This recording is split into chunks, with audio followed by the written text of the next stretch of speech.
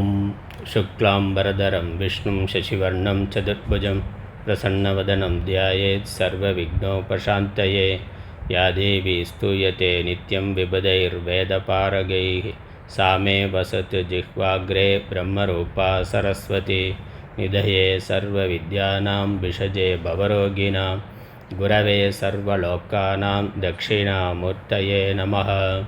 श्रीदक्षिणामूर्तिसुदेशिकेन्द्रं द्वैपायनं सूत्रकृतं मुनीन्द्रं श्रीशङ्करं भाष्यकृतं यतीन्द्रं मद्देशिकञ्चापि नमामि विद्यै। ॐ सहनाववतु सहनौ भुनक्तु सह वीर्यं करवावहै तेजस्विनावधीतमस्तु मा विद्विषावहैः। ॐ शान्ति शान्ति शान्तिः।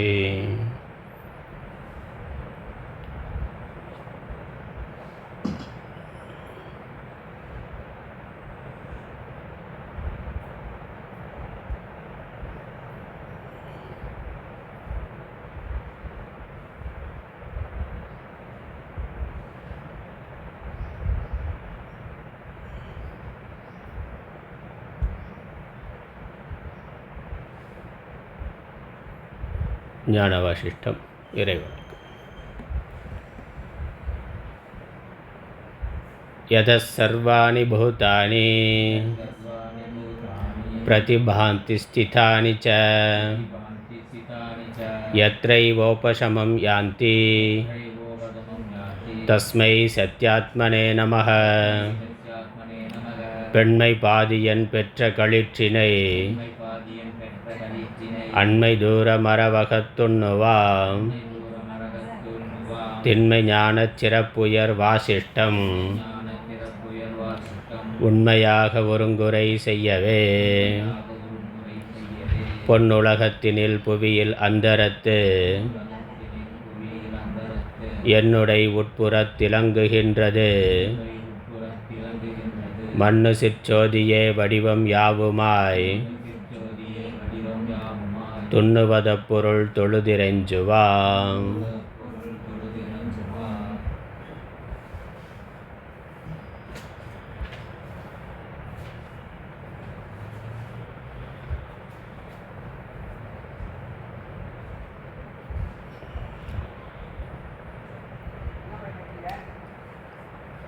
ஞானவாசிஷ்டம் ஐந்தாவது உபசம பிரகரணம்.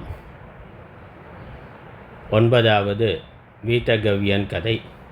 பாடல் 25-26. வரு தொழிலின் விருப்புரான் வர்த்தமான வழி நிற்பன் சென்றவற்றை மனத்தில் எண்ணான் கரும முழுவதும் இயற்றும் தொடர் பந்தத்தில் கலர்ந்தவர் பால் மனம் பற்றான் கவலை கூறான் மருவியவோர் பத்தர்பால் பக்தனாகும் வஞ்சகர்பால் வஞ்சனாம் பாலர் தம்பால் பருவமுறா வாலனாம் விருத்தர் ஆனோர் பால் விருத்தனாம் தீரர் பாலும் ஆங்கே விடலை பால் விடலையாம் துயருற்றோர் பால் வெண்துயரம் ஒரு நிலைமை விடாத புந்தி திடமுளதாம் ஆனந்தம் நிறைந்து தோன்றும் செவ்விய நாம் புண்ணியர்தம் சிறப்பே செய்யும் மடமையிலா அறிஞனாம் தெளிந்தோனாகும் மதுரமுளனாம் தீன மனம் இல்லோனாம் சுடர் குளிரில் மதி கருகி எரி நீல் கீழ் சுடர் குளிரில் மதி கருகி எரி கீழ் நோக்கில் துளங்கி வியவான் சீவன் முக்தன் தூயோன்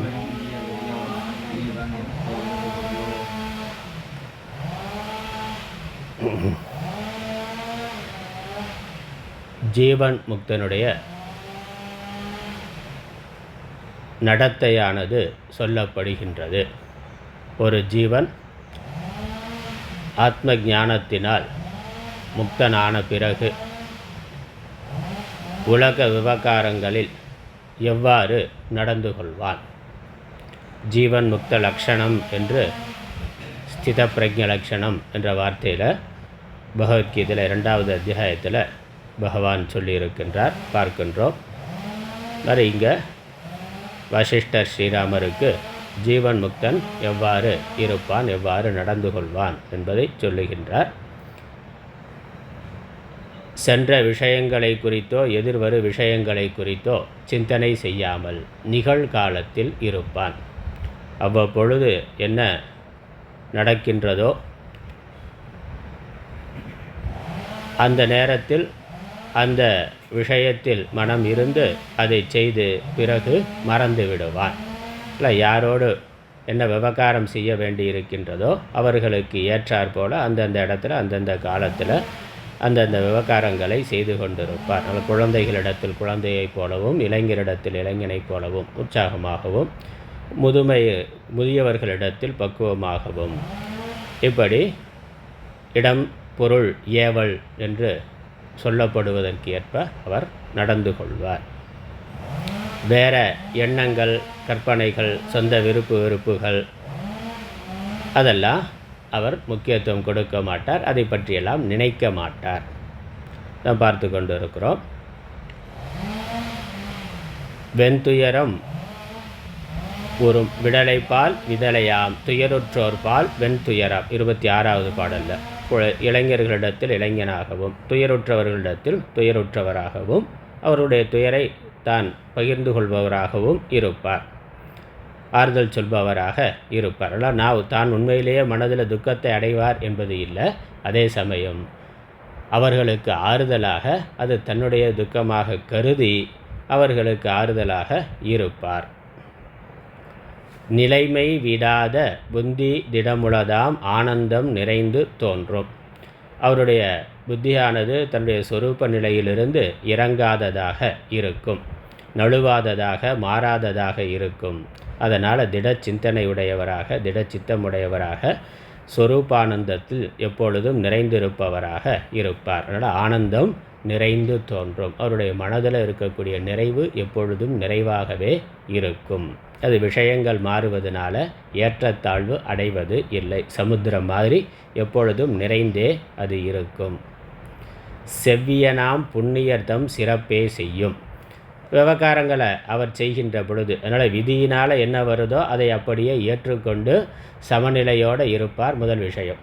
அப்புறம் இவர் என்ன விவகாரங்களை செய்வார்னா, புண்ணியம் தம் சிறப்பே செய்யும். புண்ணியர்கள் என்ன காரியங்களை செய்தார்களோ, பெரியவர்கள், புண்ணியர்கள்ங்கிறது இதற்கு முன்னாடி வாழ்ந்த பெரியோர்கள், மகான்கள், யோகிகள், மகாத்மாக்கள், முன்னோர்கள் எந்த தர்ம காரியத்தை செய்திருந்தார்களோ அதையே இவர்கள் செய்ய வேண்டும் என்றால் செய்வார்கள். அவர்களுடைய அரிய பெரிய காரியங்களை செய்தல், அவர்களுடைய பெருமைகளை சொல்லுதல் என்று அவர்களுடைய வாழ்க்கையானது இருக்கும். மடைமையிலா அறிஞனாம். மடமை அஞ்ஞானமானது, சொரூப அஞ்ஞானமானது நீங்கிய பிறகு அதற்கு மேலே எதை அறிந்தால் எல்லாவற்றையும் அறிந்ததாகுமோன்னு. அதனால் மடமைங்கிறது அதற்கு மேலே அங்கே இல்லை. அறிஞனாக அவர் இருப்பார். சொரூபத்தை பற்றிய மடமைங்கிறது மீண்டும் வருவது இல்லை. அஞ்ஞானம் என்பது மீண்டும் தோன்றுவதில்லை. எவ்வளவு விவகாரங்களை செய்து கொண்டிருந்தாலும் அவருடைய அறிவு நிலையில், விழிப்பு நிலையில் மாற்றமானது இருக்காது. தெளிந்தோன் ஆகும். தெளிந்த அறிவை உடையவராக அவர் இருப்பார். அதனால் எப்பொழுதும் மனம் தெளிந்திருக்கும். முதல்ல மடமையிலாம் அறிஞனாகுங்கிறது அறிவு தெளிவு, அறிவிலே தெளிவுனா. அதற்கு ஒரு தெளிந்தோனாகும்னா மனதிலையும் விவகாரங்களால், விஷயங்களால் கலக்கமானது ஏற்படாது. மனக்கலக்கங்கிறது வராது. தெளிந்தோன் ஆகும். மதுரம் உளனாம். தீன மனம் இல்லோனா. மதுரம்னா மனதில் எப்பொழுதும் இனிமை இருக்கும். அதனால் வாக்கில் இனிமை இருக்கும். வாக்கில் அறிவு, மனது, வாக்கு இனிமையான சொற்களை, அன்பான சொற்களை, இனியவை கூறல் என்று அன்பான பண்பான நன்மை தரக்கூடிய சொற்களை சொல்பவராக அவர் இருப்பார். அதனால் மதுரமானது இருக்கும். தீன மனம் இல்லோனா, பலவீனமான துன்பத்தில் துடிக்கின்ற மனது இல்லாதவராக உறுதியான மனமுடையவராக இருப்பார். இந்த மனசை பற்றி சொல்கிற பொழுது ஒரு சொல்லுகிறார்கள் பெரியோர்கள், மகாத்மாக்களுடைய மனதெல்லாம் வெளியே இருந்து ஒரு விஷயம் உள்ளே வர்ற பொழுது பாறை மாதிரி இருக்குமா. எந்த கடினமாக எந்த விஷயத்தினாலும் பாதிப்பு அடையாமல் உறுதியானதாக இருக்கும். அது நன்மையோ தீமையோ எதுவாக இருந்தாலும், இன்பமாக துன்பமாக எதுவாக இருந்தாலும் அது பாறை மாதிரி உறுதியாக அதனால் தாக்கப்படாததாக இருக்கும். அதே சமயம் அவரோட மனதிலிருந்து ஒன்று வெளிவர்ற பொழுது அது பூ மாதிரி மிருதுவாக இருக்குமா. அதனால் பாறை கல் நெஞ்சுனா, அதனால் கல் நெஞ்சுனாக்கா விவகாரங்களில் மற்றவர்கள்ட்ட அந்த கல் நெஞ்சு இருக்காது. வெளியிருந்து விஷயங்கள் உள்ளே போகிற பொழுது அது இறுகிய தன்மையாக தேவையற்ற விஷயங்களை உள்ளே விடாததாக இருக்கும்னா. அதே சமயம் உள்ளிருந்து வெளியே வர்ற பொழுது அவருடைய மனதிலிருந்து வரக்கூடியதெல்லாம் பூ மாதிரி மிருதுவானதாக, அன்பானதாக, வாசனை நிறைந்ததாக, மகிழ்ச்சியை தரத்தக்கதாக இருக்கும். ஆமாம், அவருடைய மனசு அது அது அது அது மனசு எப்படி இருக்கோ அப்படி தானே செயல். இல்லை, அதனுடைய வெளிப்பாடு, அந்த மனதினுடைய வெளிப்பாடு அப்படி இருக்கும். அதனால் இந்த கண்ணாடிக்கெலாம் ஸ்டிக்கர் ஓட்டுறாங்கல்ல, உள்ளேருந்து பார்த்தா வெளியே தெரியும், ஆனால் வெளியே இருந்து பார்த்தா உள்ளே தெரியாதுன்னு. ஒரு பக்கம் ஸ்டிக்கர் ஓட்டுற பொழுது ஒரு பக்கம் இருந்து பார்க்க முடியும், ஒரு பக்கம் இருந்து பார்த்தா தெரியும், இன்னொரு பக்கம் இருந்து பார்த்தா உள்ளே என்ன இருக்குங்கிறது தெரியாது. அப்படி இருக்குது. அதே மாதிரி வெளி விஷயங்கள் அவருடைய உள்மனதை தாக்காது. அதே சமயம் அவருடைய ஞானமானது வெளியே பரவி கொண்டிருக்கும். உள்ளேயும் வெளியே ஒன்றும் போகாது, வெளியேயும் ஒன்றும் போகாதுன்னா அது பிளாக் அவுட், ஒன்றுமே இல்லை. வெளியே இருந்து ஒன்றும் உள்ளே போக முடியாது, உள்ளேருந்து வெளியே ஒன்றும் போகாதுனாக்கா அது அப்படி இல்லாமல் வெளியே இருந்து எதுவும் உள்ளே போக முடியாது. ஆனால் அவருடைய நறுமணம், அவருடைய ஞானமானது வெளிப்பட்டு கொண்டு இருக்கும், அதில் குறை இருக்காது. அப்படி இருக்கும்னா தீன மனம் இல்லோனாம். அதுக்கப்புறம் சுடர் குளிரில் மதி கருகி எரி கீழ்நோக்கில் துளங்கி வியவான், எந்த உலக விஷயத்தை குறித்தும் ஆச்சரியப்பட மாட்டான். இது இப்படின்னு எதையும் நினச்சி அவருக்கு ஆச்சரியமான விஷயமாக உலகத்தில் எதுவுமே இருக்காது.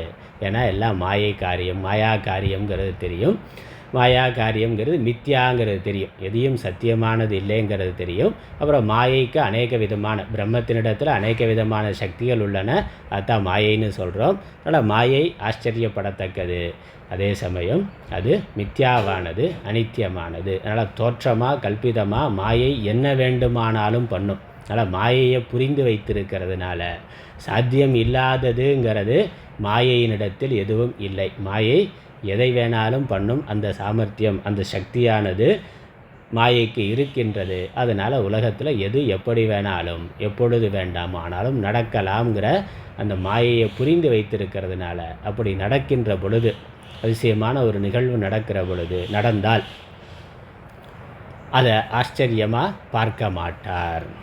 அதுக்கு தான் உதாரணம் சுடர் குளிரில். சுடரானது, சுடர்னாக்கா சூரியன், அக்னி, சூரியன் அக்னி, அது குளிர்ந்து போனால், ஐயோ திடீர்னு குளிர்ந்து போச்சுன்னா அது நடக்கும்னா, மாயையில் அதுவும் நடக்கலாம் அப்படிங்கிறது அவருக்கு தெரியும். அது பெரிய சூரியனாக இருக்கிற வரைக்கும் தான் மற்ற கிரகங்கள்லாம் இருக்குது, நம்மெல்லாம் இருக்கோம். சூரியனே ஒரு நாள் குளிர்ந்து போகும்னா, திடீர்னு குளிர்ந்து போய்விட்டது என்றால் என்ன பண்ணுறது? காலையில் சூரியன் வரலைன்னா, சூரிய உதயங்கிறது காலையில் வரவில்லை என்றால் என்ன பண்ணுறதுன்னா, ஒன்றும் அதனால் ஆச்சரியப்பட மாட்டார். மாயை என்ன வேணாலும் பண்ணும்னு அடுத்ததில் விளக்கம் கொடுக்கப்பட்டார். ஏன் வியவான் ஜீவன் முக்தன் அப்படிங்கிறதுக்கு அடுத்த பாட்டில் விளக்கம் வருது, ஏன் வியக்க மாட்டான் அப்படிங்கிறது. அவருக்கு மாயா காரியங்கிறது தெரியும். அப்புறம் எல்லாமே அனித்தியமானது, கொஞ்ச நாளைக்கு இருக்கிறது, திரும்ப அது மாறும்னா, இந்த சூரியன் போனால் இன்னொரு சூரியன் வரும், இந்த பூமி போனால் இன்னொரு பூமி வரும். அதனால் எதுவும் நிரந்தரமான மாற்றங்கிறது இல்லை. வீழ்ச்சினா நிரந்தரமான வீழ்ச்சின்னு எதுவும் இல்லை, எழுச்சி என்றாலும் நிரந்தரமான எழுச்சி என்று எதுவும் இல்லைங்கிறத புரிந்து வைத்திருக்கிறார். பிரம்மம் தன்னுடைய மாயா சக்தியினால் எப்போ எது வேணாலும் செய்யலாம். அதனால் ஆச்சரியப்படும்படியான விஷயம் எதுவும் இல்லை. அதனால் சூரியன் குளிர்ந்து போனாலும், மதி கருகினா, மதி சந்திரன் கருகி போனாலும், நிரந்தரமாக இருண்டு போச்சுன்னா, சந்திரனுடைய அந்த தன்னொளி இல்லாமல் அது நிரந்தரமாக இருந்து போனாலும் அதெல்லாம் ஒன்றும் ஆச்சரியப்பட மாட்டார். நித்திய அமாவாசைனா, நித்திய அமாவாசைனா தினம் எப்பொழுதுமே சூரியன் சந்திரன் அதனுடைய பிரகாசத்தை விட்டுட்டாக்கா பிரகாசிக்கு தன்மை போய்விட்டாக்கா எப்பொழுதுமே சந்திரன் இருக்கும், ஆனால் ஒளி இருக்காதுன்னா அப்போ இருக்கு இல்லைங்கிறது நமக்கு ஒன்றும் தெரியாது. அதனால் அப்படியெல்லாம் ஆனாலும் கூட ஆச்சரியப்பட மாட்டார். அதனால் இயற்கையில் என்ன பெரிய மாறுபாடுகள் வந்தாலும், ஐயோ பெரிய பேரிடி வந்து விட்டது, பூகம்பம் வந்து விட்டது, இல்லை எரிமலை வெடித்து விட்டது, சுனாமி வந்தது அப்படின்னா மற்றவர்களுக்கு அது அப்படி வேணால் இருக்கலாம். அவருக்கு இயற்கையில் பகவானுடைய லீலையில் இது நடக்கக்கூடியது. அதனால் பகவான் அதை நடத்துகிறார். அதனால் இதில் ரொம்ப துக்கப்படுவதற்கோ ரொம்ப மகிழ்ச்சி அடைவதற்கோ ஒன்றும் இல்லை. ஈஸ்வர சங்கல்பமாக அது நடக்கிறது. ஈஸ்வரன் தன்னுடைய மாயையினால் எல்லாவற்றையும் நடத்துகின்றார். அதனால் அவருக்கு தெரியும் எது எப்போ எவ்வளவு காலத்துக்கு எப்படி இருக்கணுங்கிறதெல்லாம் அவருக்கே தெரியும், விளங்கும்.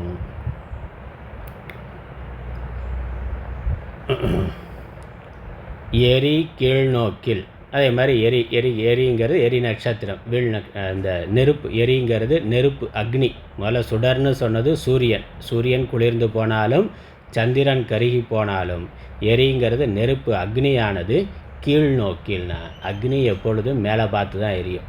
என்றைக்கும் கீழ் திசையில் அக்னியானது எரியாது. எவ்வளோதான் கொல்லிக்கட்டையை தலையிலாக வச்சாலும் அது மேல் நோக்கி தான் எரியுமே ஒழிய கீழ்த்திசை பார்த்து போகாது. ஆகாசம் பார்த்து தான் உயர்ந்து தான் இருக்கும்.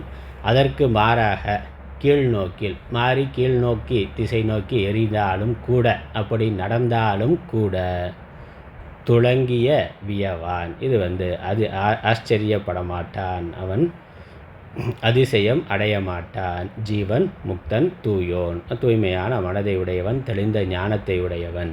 இதெல்லாம் ஈஸ்வர சங்கல்பத்தினால் நடப்பது. மாயையினால், மாயைங்கிறது அனிர்வச்சனீயம். அதனால் மாயா காரியமும் அனிர்வச்சனீயம். மாயைங்கிறது எப்படிப்பட்டதுனே சொல்ல முடியாத தன்மை உடையது தான் மாயை. அந்த மாயா காரியம்தான் இந்த ஜெகத்து. ஆனால் மாயா காரியமான ஜெகத்திலையும் எல்லாமே அனிர்வச்சனீயம்தான். எதுவும் இது இப்படித்தான் அப்படின்னு நிரந்தரமாக எதையும் சொல்லிவிட முடியாது. எது எப்படியும் மாறலாம். அப்படி அந்த ஞானம் இருக்கிறதுனால மாறுகின்ற பொழுது இவர் வருத்தத்தை அடைவது, ஆச்சரியமாக அதை பார்ப்பது இல்லை. இந்த கருத்து நம்ம கைவல்ய நவநீதத்தில் இந்த விஷயங்கள் நம்ம ஏற்கனவே சென்ற வகுப்புகளிலே பார்த்தேன். இந்த கருத்துக்கள் எல்லாமே அப்படியே கைவல்ய நவநீதத்தில் தத்துவ விளக்கப்படலத்தில் இறுதியில் ஜீவன் முக்தனை பற்றி சொல்கிற போது இது எல்லாமே இந்த கருத்தை அப்படியே தான் சொல்லியிருக்கார். ஞானவாசிஷ்டம் தான் அதற்கு ஆதாரங்கிறது நமக்கு தெரிகின்றது, வந்திருக்கு. இதே 91வது பாட்டில் சென்றது கருதார் நாளை சேர்வது நினையார் கண்முன் நின்றது புசிப்பார், இந்த கருத்து முன்னாடியே வந்தது, முந்தின பாட்டில் வந்தது.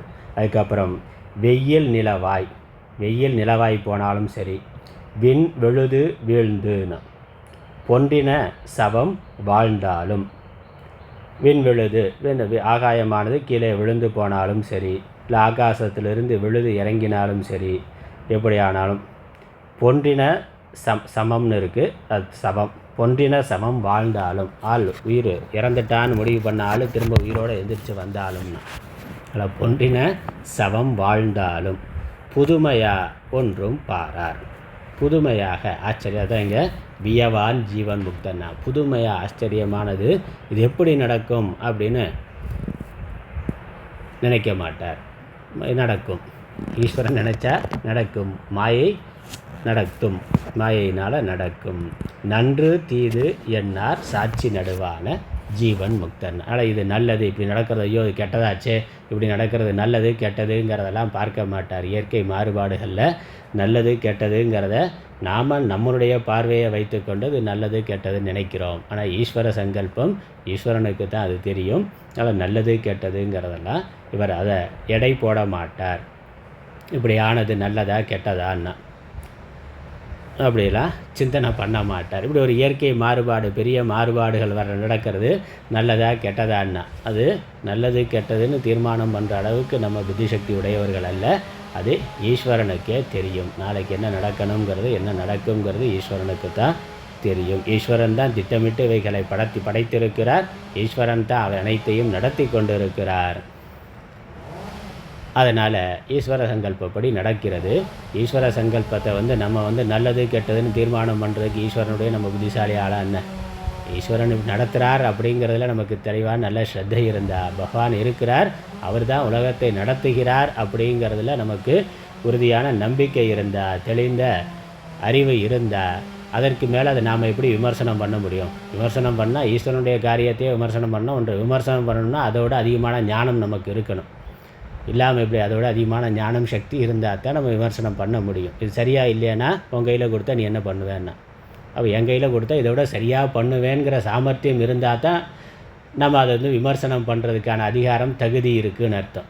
எங்கிட்ட கொடுத்தா இதோட எனக்கு அதை பற்றிலாம் பண்ண தெரியாதுன்னா, டான்ஸ் ஆடுறது சரியில்லைன்னா அப்போ நீ சரியாக ஆடி காமி சொல்லுவோம். என்ன சொல்லுவோம்? அதை பற்றி ஆடி காமின்னா அப்போ அதை பண்ணி காமிக்க முடிஞ்சால் தான் அதை பற்றி தப்புன்னு சொல்லணுமே வெளிய, இல்லைன்னா சொல்வதற்கான அதிகாரம் இல்லை. அதனால் சனாதனம் தர்மம் சரியில்லைன்னா இப்போ எது சரி சொல்லு? இந்த தர்மம் சரியில்லைன்னா சரியான தர்மம் என்ன சொல்லு? சரியில்லைன்னு 50 வருஷமாக சொல்லிக்கிட்டு இருக்கியே, எது சரியான தர்மம் சொல்லு அப்படின்னா, உன்னுடைய மாடலில் சரியாக ஆயிடுச்சான்னா, இது சரியில்லை அதனால் நாங்கள் எல்லாத்தையும் சீர்திருத்தம் பண்ண வந்திருக்கிறோம்னா, உன்னோட இதில் எல்லாம் சரியாயிருச்சான்னா இன்னும் மோசமாக தான் போயிருக்கு.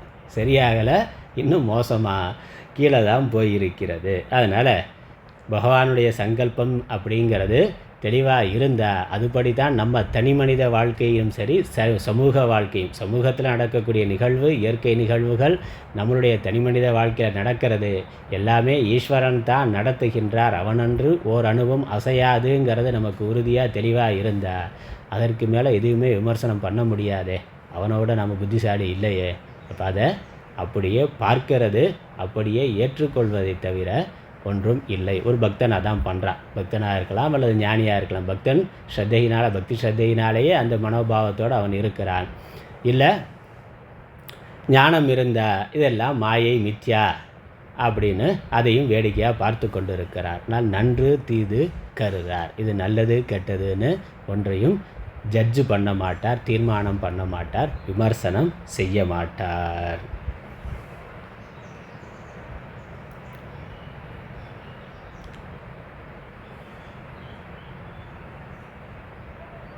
அதனால தான் அடியார்களுடைய வாழ்க்கையெல்லாம் பார்த்தா பல விசித்திரங்கள் நடந்திருக்கு. ஆழ்வார்கள், நாயன்மார்களுடைய வாழ்க்கையெல்லாம் பார்த்தாக்கா பல விசித்திரங்கள் நடந்திருக்கு. ஆனால் அவர்கள் அதை விசித்திரமாகவே நினைக்கல.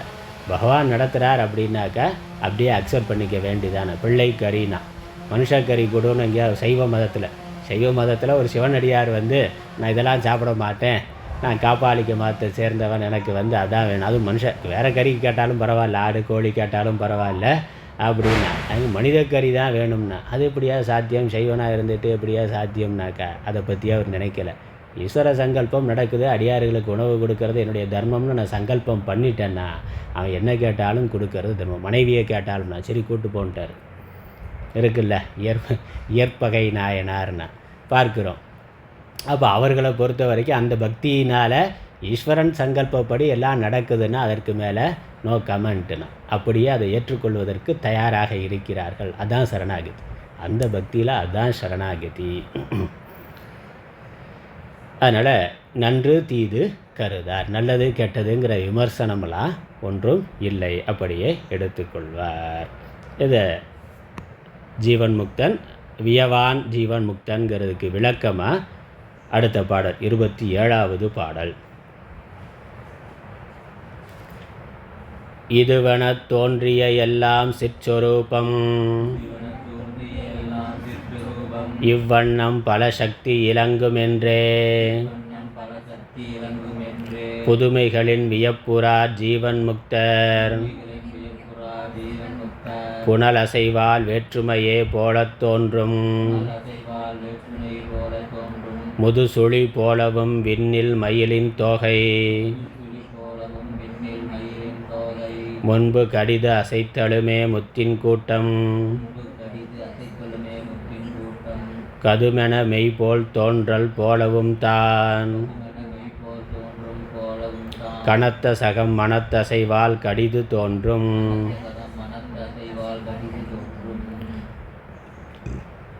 இதுவென தோன்றிய எல்லாம் சிற்சொரூபம், இவ்வண்ணம் பல சக்தி இலங்கும் என்றே, புதுமைகளின் வியப்புறார் ஜீவன் முத்தர், புனல் அசைவால் வேற்றுமையே போல தோன்றும், முதுசுழி போலவும் விண்ணில் மயிலின் தோகை, முன்பு கடிது அசைத்தலுமே முத்தின் கூட்டம் கதுமென மெய்போல் தோன்றல் போலவும் தான் கனத்த சகம் மனத்தசைவால் கடிது தோன்றும்.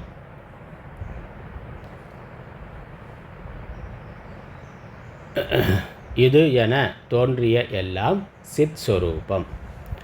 இது என்று புலப்படுகின்ற அனைத்தும், நம்மால் புறத்தில் உலகமாக பார்க்கக்கூடிய அனைத்தும், அதில் இருக்கக்கூடிய எல்லா விஷயங்களும் எல்லா விவகாரங்களும் சித் சொரூபம். அதற்கு ஆதாரமாக இருக்கிறது, ஆத்மாவாக இருக்கிறது சைத்தன்யம், பரபிரம்மம் தான். அதில் சித் சொரூபம், இதெல்லாமே சைத்தன்ய சொரூபம். இவ்வண்ணம் பல சக்தி இலங்கும். அந்த சித்து சச்சிதானந்த பிரம்மத்திடத்தில் எண்ணற்ற சக்திகள் இருக்கின்றன. இப்படி உலகமாக விரிவதற்கு, உலகமாக தோன்றுவதற்கு எண்ணற்ற சக்திகள் இருக்கின்றன. அந்த சக்திகளால் இந்த உலகத் தோற்றமானது இருக்கின்றது. அதனால் அந்த சக்திகள் தான் இவ்வண்ணம் இவ்வாறு இதுவென உலகமாக இலங்குகின்றது, இலங்கிக் கொண்டிருக்கின்றது, விளங்கி கொண்டு இருக்கின்றது. அந்த சக்திகள் அனிர்வச்சனீய சக்தி. அதனால் இந்த தோற்றங்களும் அனிர்வச்சனீயம். அதனால் புதுமைகளின் வியப்புறார் ஜீவன் முத்தர். புதுமை, இதெல்லாம் புதுமை என்று இதுவரைக்கும் புதுமைன்னு நம்ம எதை சொல்கிறோம்? இதுவரைக்கும் நம்ம பார்த்திராத ஒன்று, இதுவரைக்கும் நடந்திராத ஒன்று. அப்படி புதுசாக அதை பார்க்கிற பொழுது, அப்படி நடக்கிற பொழுது இதுவரைக்கும் இப்படி இல்லையேன்னு அதிசயமாக பார்க்கிறோம். அதனால் அது மாதிரி இன்னொன்று இல்லாத பொழுது அதை புதுமை, ஆச்சரியம், அற்புதம் என்று சொல்லுகின்றோம். நாம் இதுவரைக்கும் பார்த்தில்லாமல் இருக்கலாம். ஆனால் மாயையினிடத்தில் எண்ணற்ற மாயையினால் இந்த மாதிரி எண்ணற்ற தோற்றங்கள் தோன்றுவதற்கான வாய்ப்பு உண்டு. அதனால் எத்தனையோ லோகங்கள் இருக்குது, அதில் எவ்வளவோ அதிசயங்கள், அற்புதங்கள் இருக்குது. நமக்கு தெரியலை. நம்ம கண்ணால் நம்ம வாழ்க்கையில், நம்ம ஆயுட்காலத்தில், நம்ம இருக்கிற இடத்துல நம்ம பார்க்குற விஷயங்கள் ரொம்ப ரொம்ப குறைவு. உலகத்தில் இருக்கக்கூடிய அதிசயங்கள் பார்த்தா நம்ம கணக்கு பண்ணி வச்சுருக்கிறோம் 7ன்னு. அதான் நம்ம பிரபஞ்சமே ஒரு பெரிய அதிசயம்தான். கடலில் பார்த்தாக்கா இந்த பூமியில் இருக்கக்கூடிய உயிரினங்களை விட கடல் வாழ் உயிரினங்கள் தான் மிக அதிகம். ஏன்னா இதை விட 3 பங்கு அதிகமாக இருக்கே. நிலப்பரப்புங்கிறது 1 பங்கு தான், 3 பங்கு நீர்ப்பரப்பு இருக்குது. அதற்குள்ளே இருக்கக்கூடிய உயிரினங்கள் நிலத்தில் இருக்க உயிரினங்களோட எண்ணிக்கையோடு அதில் அதிகம். அதில் நாம் பார்த்துருக்கிறது நமக்கு தெரிஞ்ச மீன் வகைகள், மற்ற உயிரினங்கள்லாம் ரொம்ப குறைவு தான். அதிலேயே பார்த்தா எத்தனை வர்ணங்கள், எத்தனை நிறம், எத்தனை வடிவங்கள், எத்தனை டிசைன் தான் எவ்வளவு இருக்குது. ஆச்சரியமாக பார்த்து கொண்டே இருக்கலாம். அத்தனை வெரைட்டியில் அந்த கடலுக்குள்ள உயிரினங்கள் இருக்குது. மீனோட நிறத்தில் பார்த்தாலே அத்தனை நிறம் இருக்குது, அத்தனை வடிவங்கள், அத்தனை டிசைனில், அத்தனை அழகில் இருக்கின்றது. அது நம்மளால் வர்ணிக்க முடியாத அளவில் இயற்கையானது இருக்கின்றது. அதனால் கடல்வாழ் உயிரினங்களாக இருக்கலாம், நிலத்திலேயே நம்ம பார்க்காத உயிரினங்கள் எவ்வளவோ இருக்குது. அப்புறம் மரம், செடி, கொடிகள் பார்த்தாக்கா எல்லாமே ஒன்றுக்கொன்று வேறுபட்டதாக இருக்குது. ஒரே மாதிரி இன்னொன்றுங்கிறது இல்லை. பச்சைனா மரம், பச்சைனா எல்லா மரமும் ஒரே பச்சையாக இருக்குது. அந்த பச்சையில் தான் எத்தனை வெரைட்டி, எத்தனை வேறுபாடு. ஒவ்வொரு மரத்தோட பச்சையும் கொஞ்சம் வேறுபட்டதாகத்தான் இருக்கின்றது. அப்போ அதனால் ஆச்சரியமாக உலகத்தில் பார்த்தா எல்லாமே ஆச்சரியம்தான். ஆனால் இதெல்லாம் மாயைக்கு முன்னாடி ஒன்றும் இல்லை. இதே மாதிரி எண்ணற்ற உலகங்களை மாயை படைத்திருக்கின்றது. ஈஸ்வரனுடைய சக்தியானது, சிற்சக்தியானது பல சக்தி இலங்கும்னா இவ்வண்ணம் பல சக்தி இயங்கும். பல பிரபஞ்சங்கள் இருக்குது, பல லோகங்கள் இருக்குது, பல உயிரினங்கள், பல உடல்கள், பல தோற்றங்கள் இருக்குது. அதனால் இதில் புதுமைங்கிறது ஒன்றும் இல்லை என்று பார்ப்பார். ஆனால் புதுமையாக பார்த்தா எல்லாவற்றையும் புதுமையாக பார்க்கலாம். இல்லை எல்லாமே புதுமைனா அப்போ புதுமைன்னு சொல்கிறதுக்கு ஒன்றும் இல்லையா? ஏதாவது ஒன்று வித்தியாசமாக இருந்தால் அது புதுமைன்னு சொல்லலாம். எல்லாமே வித்தியாசமாக இருந்தால் ஒன்றொன்றும் புதுமை. அப்போ புதுமையே சாமானியமாகிடுது. புதுமையே சாமானியம். ஊரில் ஒருத்தன் 1 கோடி வச்சுருந்தா அவன் கோடீஸ்வரன், பெரிய ஆள்னா. ஊரில் இருக்க எல்லாருமே கோடீஸ்வரனாக இருந்தா அப்போ என்னது, எல்லாம் சமானமாயிட்டான். எல்லாருமே சாமானியம். பெரிய ஆள்னு சொல்கிறதுக்கு இல்லை. ஒரு ஆள் அதிகமாக பெரிய வச்சுருந்தா, ஒரு காலத்தில் டிவி வச்சுருந்தா பெரிய ஆள். ரேடியோ வச்சுருக்கிறதே, ரேடியோ வச்சுருந்தாலே ஊரில் அவர் பெரிய ஆள்னா, பெரிய பணக்காரன் தான் வச்சுருக்க முடியும். ஆச்சரியமாக பார்த்தானா. டிவி ஆச்சரியமாக பார்த்தான். அப்புறம் கார் வந்த பிறகு காரை பார்த்தானா. இப்போ வீட்டுக்கு வீடு கார் இருக்குது. அதனால் கார் வச்சுருக்கிறது ஒரு ஆச்சரியமான விஷயம் இல்லை. அப்படி எல்லாமே புதுமைன்னு பார்க்க ஆரம்பித்தா புதுமைங்கிறது இல்லை, எல்லாமே சமானமாக ஆகிவிட்டது. அதனால் அவருக்கு ஒன்றும் புதுமைகளில் வியப்புறார். இன்னும் இது மட்டும் இல்லை, இன்னும் எவ்வளவோ நடக்கும்னா கலியுகத்தோட தொடக்கத்தில் தான் நாம் இருக்கிறோம். அதனால் இன்னும் இது ஆரம்பம் தான். இன்னும் எவ்வளோ வேணாலும், என்ன வேணாலும், எப்படி வேணாலும் அரசியலில், சமூகத்தில் அல்லது இயற்கையிலேயே எப்படியான மாற்றங்கள் வேண்டுமானாலும் வரலாம். அதனால் புதுமையாக பார்ப்பதற்கு ஒன்றும் இல்லை. அதனால் இந்த ஞானத்தினால் வியப்புறார், புதுமைகளில் வியப்புறார். இதெல்லாம் எப்படின்னா புனல் அசைவால் வேற்றுமையே போல தோன்றும். புனல்னா தண்ணீர், கடலில் அந்த தண்ணீருடைய அசைவு, அதனால் தண்ணீர் அசைவு, அது கடலோ நதியோ ஏரியோ குளமோ, அந்த தண்ணீருடைய அசைவுனால் அதில் நீர்க்குமிழிகள் தோன்றுகின்றன. அது மாதிரி தான் இந்த உலகத்தில் பலவிதமான தோற்றங்கள். அதனால் புனல் அசைவால் வேற்றுமையே, தண்ணீர் காற்றுனால் அசைகிறதுனால ஏற்படக்கூடிய விகாரந்தான் அலைகள், நீர்க்குமிழிகள், நுரைகள் எல்லாமே. அந்த நீர்க்குமிழியில் சூரிய ஒளிப்பட்டால் அது பல நிறங்களில் தெரிகின்றது.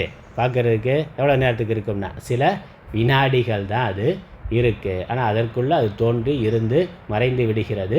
அதுவும் பல வடிவங்களில், பல நிறங்களில் அது போகின்றது.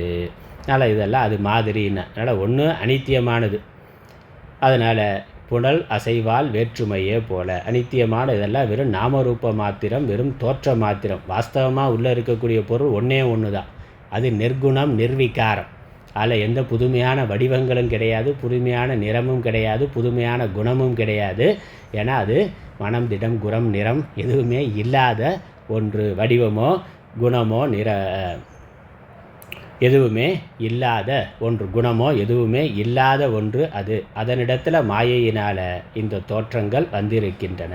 இல்லை, எது எப்படி வேணாலும் வரலாம், இருக்கலாம். கற்பனையாக ஒன்றை வரைகின்ற பொழுது அது எப்படி வேணாலும் வரையலாமே.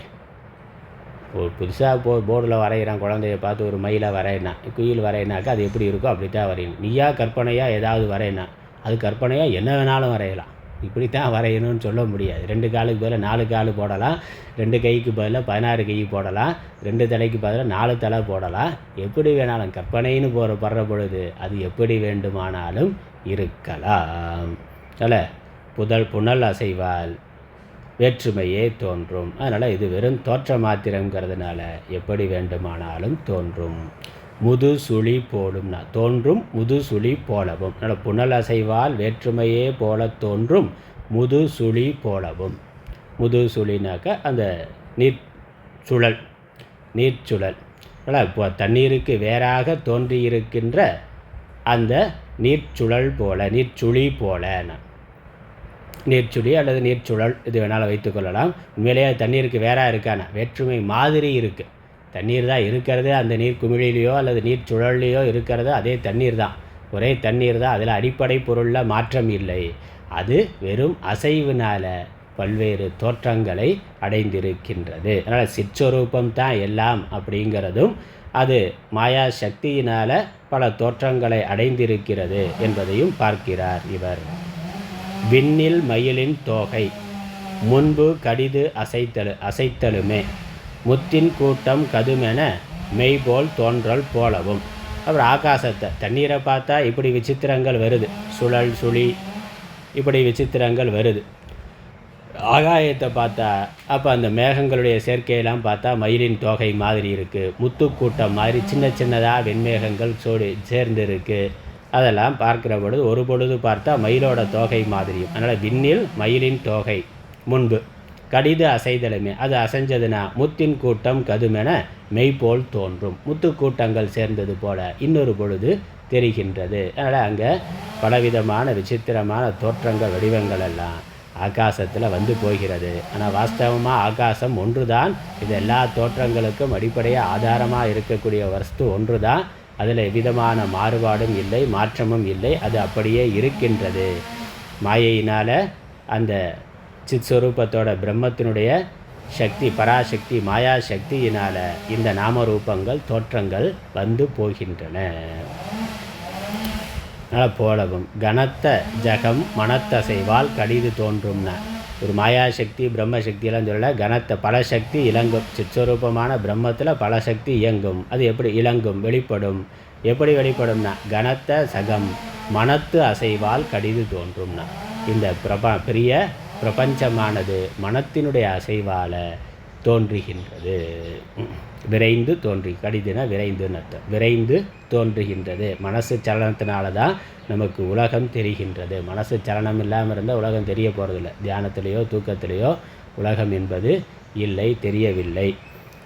அந்த மனது அசைந்தா உலகம் தெரிகின்றது. கனவு மாதிரி. கனவில் ஒரு பெரிய கற்பனை உலகம்னா, இந்த நனவு உலகத்தில் பார்க்காத விஷயங்கள் எல்லாம் கனவு உலகத்தில் பார்க்குறோம். பெரிய கற்பனை உலகமாக இருக்கின்றது. பெரிய ஆச்சரியப்படும்படியாக இருக்குது. ஆனால் ஏதாவது வாஸ்தவமானா எதுவும் வாஸ்தவம் இல்லை. கனவு காண்பவனுக்கு வேறாக அங்கு ஒன்றும் இல்லை, எதுவும் இல்லை.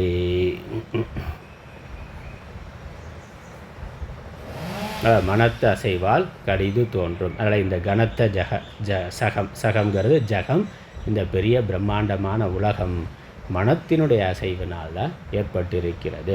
அந்த மனத்துங்கிற பொழுது நம்மளுடைய மனதுன்னு எடுத்துக்கொள்ளலாம், அல்லது சமஷ்டி மனது, ஹிரண்ய கர்ப்பனுடைய மனது, விராட் பிரம்மனுடைய மனது என்று எடுத்துக்கொள்ளலாம். சமஷ்டி வியஷ்டி எப்படி எடுத்துக்கொண்டாலும் நாம் பார்த்து அனுபவிக்கக்கூடிய பிராதிபாசிக ஜகத்து நம்மளுடைய வியஷ்டி மனதோட சிருஷ்டி. இந்த வியாபகாரிக ஜகத்து அது சமஷ்டி மனதான ஹிரண்ய கர்ப்பனுடைய சிருஷ்டி. மொத்தத்தில் மனதினுடைய அசைவு தான் இந்த உலகமாக தோன்றி இருக்கின்றது, தெரிந்து கொண்டிருக்கின்றது. இதை புரிந்து கொண்டு இருக்கக்கூடிய ஞானி ஜீவன் முக்தன் இதில் ஆச்சரியமாக இதையும் பார்ப்பது இல்லை. அப்போ ஒன்று உலகத்தை பிரம்மரூபமாக பார்க்கிறான், இல்லைன்னா பேசாமல் சும்மா இருக்கிறான், பேசாமல் இருக்கிறான். இது ஏன் இப்படி அப்படிங்கிற ஆராய்ச்சியெல்லாம் பண்ணுறதில்ல, நல்லது கெட்டதுங்கிற விமர்சனமெல்லாம் பண்ணுறதில்ல. பேசாமல் ஈஸ்வர லீலைன்னு வேடிக்கையாக பார்த்து கொண்டு இருக்கிறார். அல்லது இந்த எல்லா லீலைகளுக்குள்ளும் இந்த லீலைகள், இந்த தோற்றங்கள் எல்லாம் வெறும் விகாரங்கள் எல்லாம் வெறும் தோற்றம் மாத்திரம், எல்லாவற்றுள்ளும் ஒரே பிரம்மமே இருக்கிறதுன்னு உள்ளே இருக்கக்கூடிய பிரம்ம ஞானத்தோடு அவற்றை பார்க்கின்றார் என்று இவ்வாறு வசிஷ்டர் சொன்ன உடனே மனத்து அசைவினால் தோன்றும் அப்படி சொன்னதுனால ஸ்ரீராமருக்கு கேள்வி கேட்பதற்கான ஒரு வாய்ப்பு, கேள்வி கேட்கின்றார். 28வது பாடல். என்ன ஓதலும் யாதினால் அசைந்திடும் யாதினால் அசையாது, சொன்ன நெஞ்சம் திருத்தலாம் நெறியது சொல்லெனும் ராமர்க்கு, பண்ணு மாதவன் உரை செய்வான் எல்லிலே என்னையும் பணிதன்னில், மண்ணு வெண்மையும் போல மனத்தசைவுதான் மருவியே மிகத் தோன்றும், என்ன ஓதலும் யாதினால் அசைந்திடும் யாதினால் அசையாது, சொன்ன நெஞ்சம் திருத்தலாம் நெறியது சொல்லெனும் ராமர்க்கு, பண்ணு மாதவன் உரை செய்வான் எள்ளிலே என்னையும் பணிதன்னில், மண்ணு வெண்மையும் போல மனத்தசைவுதான் மருவியே மிகத் தோன்றும்.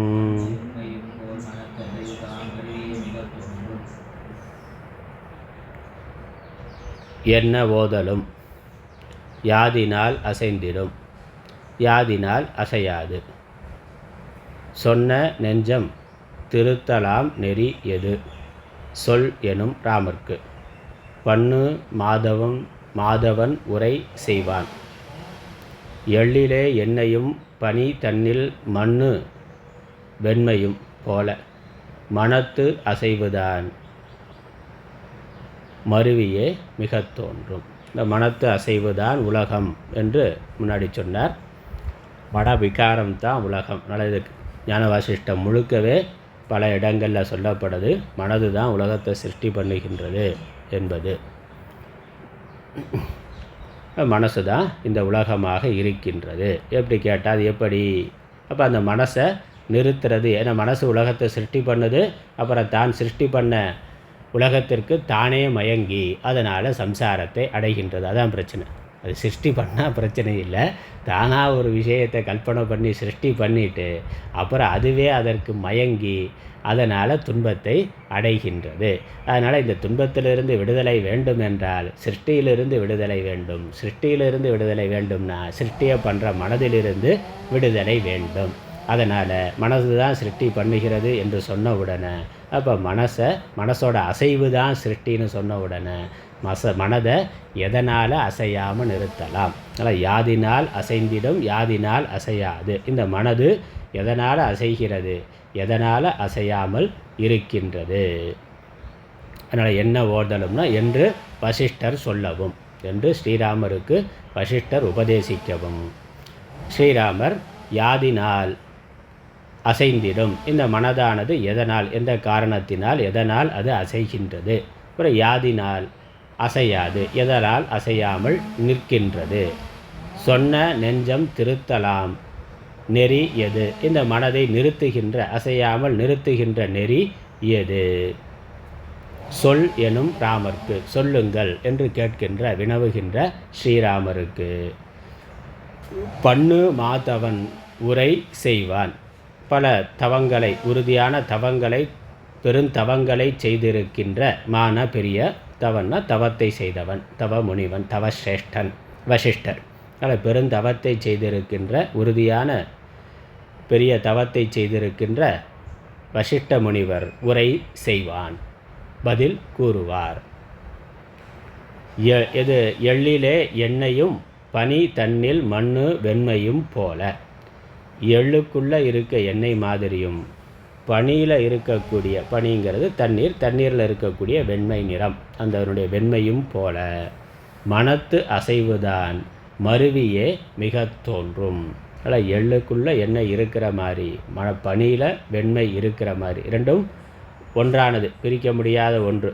எள்ளும் எண்ணெயும் பனியில் வெண்மை இருக்கக்கூடிய மாதிரி அதனுடைய சொரூபமாக இருக்கின்றது.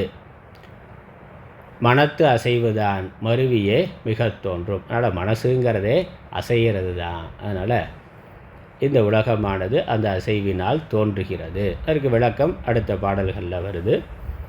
அதனால் உதாரணம் இங்கே சொல்லிட்டார். மனது எதனால் மனசு அசையினால தான் உலகம் வருதுன்னா, மனது எதனால் அசைகின்றது, எதனால் மனது அசையாமல் நிற்கும், மனதை அசையாமல் நிறுத்துவதற்கு நான் என்ன செய்வது? ஏன்னா அது அசைஞ்சால் பிரச்சனை வருது, சம்சாரமானது வருகின்றது.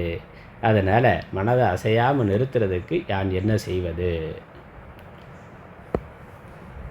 அப்போ மனதை பற்றி சொல்கிறார். எள்ளில் எண்ணெய் மாதிரி, தண்ணீரில் வெண்மை நிறம் இயல்பாக இருப்பது போல மனதும் அசைவும் ஒன்றாக இருக்கின்றது, பிரிக்க முடியாத ஒன்றாக இயல்பானதாக இருக்கின்றது. இன்னும் விளக்கம் வருது அடுத்த பாடல்.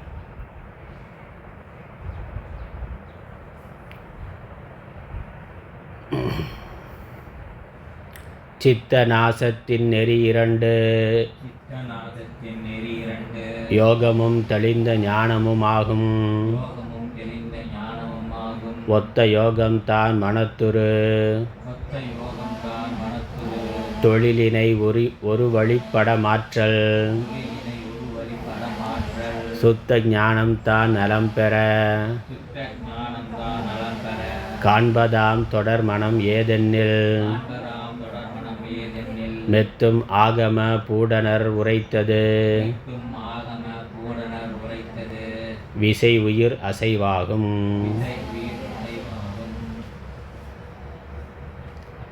சித்த நாசத்தின் நெறி இரண்டு,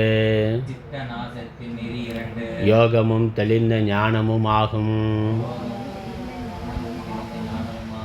ஒத்த யோகம் தான் மனத்துரு, தொழிலினை ஒரு வழிப்பட மாற்றல். சுத்த ஞானம் தான் நலம் பெற, காண்பதாம் தொடர் மனம் ஏதென்னில். மெத்தும் ஆகம பூடனர் உரைத்தது, விசை உயிர் அசைவாகும். மனசு அசைகிறது தான் சிருஷ்டி உலகம் என்றால், மனசோட அசைவின்மை உலகம் இன்மை. உலகம் இன்மைனா சம்சாரம் இன்மை, அது முக்தி நிலை. ஆகவே மனதினுடைய அசைவை நிறுத்துவது எப்படி என்று ஸ்ரீராமர் கேட்டதுனால வசிஷ்டர் சொல்கிறார். சித்த நாசத்தின் நெறி இரண்டு, இந்த மனதை நிறுத்துவது, மனதை நாசம் செய்தல் என்பது. சித்த நாசம்னா மனதை நாசம் செய்வதற்கான வழிகள் இரண்டு. மனதை அசையாமல் நிறுத்துவதற்கான வழிகள் 2. மனதும் அதனுடைய அசைவும் பிரிக்க முடியாது. அதனால் மனதினுடைய அசைவை அழித்தல் என்பது மனதை அழித்தல் ஆகும். அதாவது சித்த நாசம்னு சொல்லிட்டேன். சித்தத்தினுடைய அசைவை நிறுத்துதல்னு சொல்லாமல் சித்த நாசம்னு சொல்லியிருக்கிறார். அதுக்கு தான் முன்னாடி உதாரணம் சொல்லப்பட்டது. எள்ளில் எண்ணெய் மாதிரினா, இப்போ எள்ளினுடைய சொரூபமாகவே எண்ணெய் இருக்குது. எண்ணெய் இல்லைன்னா எள்ளே இல்லை. மாதிரி பனியினுடைய சொரூபமாக வெண்மை நிறம் இருக்குது, அது இல்லைன்னா அது இல்லை. அதனால் சித்த நாசம் தான் சித்தத்தினுடைய அசைவை நிறுத்துதல் ஆகும். சித்த நாசத்தை பண்ணுறதுக்கான நெறிகள் 2, யோகமும் தெளிந்த ஞானமும் ஆகும். அதனால் யோக சாதனைகளும் யோகங்கிறத அஷ்டாங்க யோகமாக இங்கே சொல்கிறார்.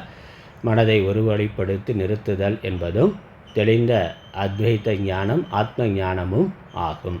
அது ரெண்டையும் என்ன எப்படிங்கிறத விரித்து சொல்ல போகிறார். ஆனால் யோக மார்க்கத்தையும் சொல்ல போகிறார், ஞான மார்க்கத்தையும் சொல்ல போகிறார். மனதை நிறுத்துறதுக்கு இதுதான் உபாயம்னு முதல்ல சொல்லுகின்றார். யோகம்னா என்ன சுருக்கமாக சொல்லுகின்றார். சுத்த ஒத்த யோகம்தான் மனத்துரு தொழிலினை ஒரு வழிப்பட மாற்றல். ஒத்தன பொருத்தமான சாஸ்திரங்களில் பெரியோர்களால் நூல்களால் சொல்லப்பட்டிருக்கக்கூடிய யோகம் என்பது சாஸ்திரத்தில் சொல்லப்பட்ட யோகம். ஏன்னா இப்போ யோகங்கிற பேரில் என்னென்னமோ யாரோ எதையோ சொல்லிக்கிட்டு இருக்கான், எல்லாத்தையும் யோகங்கிறான். அதனால் சாஸ்திரங்களாலேயும் பெரியோர்களாலும் உண்மையான யோகிகளாலும் சாஸ்திரங்களாலும் அவர்களுக்கு ஒத்திருக்கின்ற உண்மையான சரியான யோகம் என்பது மனத்துரு தொழிலினை ஒரு வழிப்பட மாற்றல்.